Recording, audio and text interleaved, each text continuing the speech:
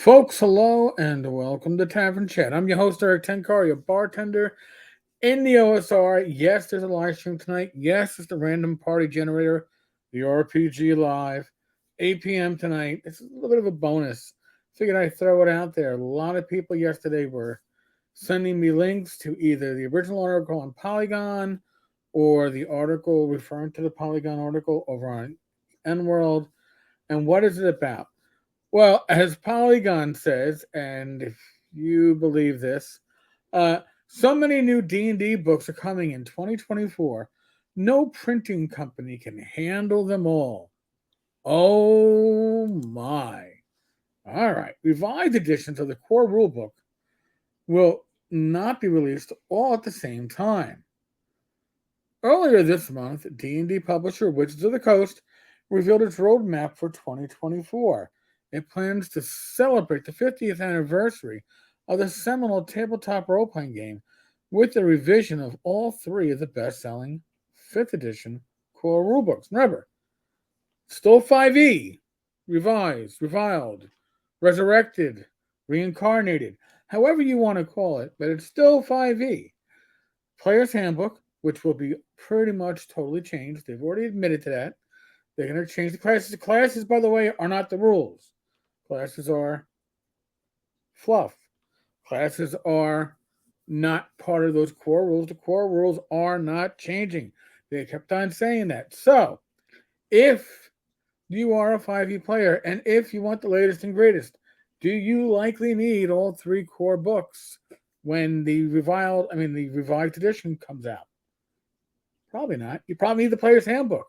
So your fighter in the next campaign you play in isn't underpowered compared to the guy next to you with the revised rule book. Do you need a new Dungeon Master's Guide if they're not changing the rules? Probably not. Do you need a new Monster Manual? Probably not. But that's not what they're saying. They're saying the trouble is the publishing giant can't seem to find a printing partner to make them all in a timely fashion.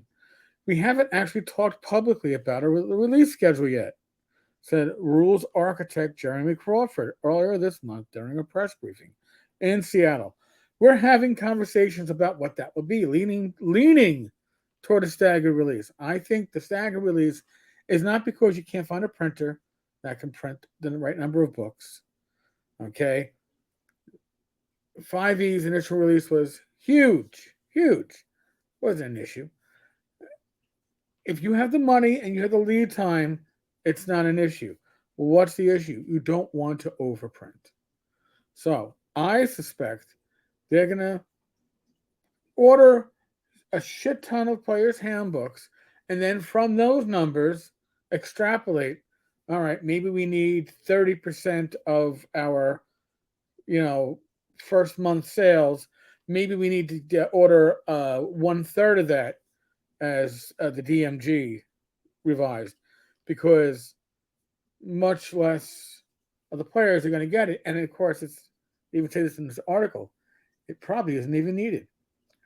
There are a number of challenges of releasing all three of those at the same time, and they don't all have to do with staffing or time.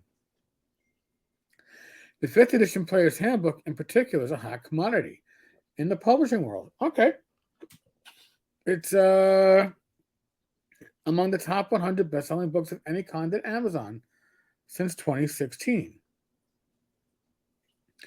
And apparently, it's destined to sell quickly again in its new revised 2024 edition.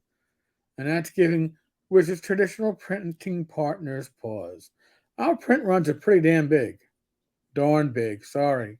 Don't want to put words in Jeremy's mouth. And printers are telling us you can't give us these three books at the same time. Now, Chris Perkins pops up. The print runs we're talking about are massive. And that's not only true of the core books, but also Tasha's Cauldron of Everything. It's what we call a high-end problem. That's bragging, right? I'm going to brag that we have a problem because we're high-end. Okay. Croft said his team isn't at all that worried about the staggered rollout of the revised core rulebooks. The originals were released the same way. Were they really that staggered? Let's say the originals. I know 1E was staggered, but Also, the existing 2014 edition still on player shelves and in stock at your local game shop and bookseller of choice will continue to be compatible with the game.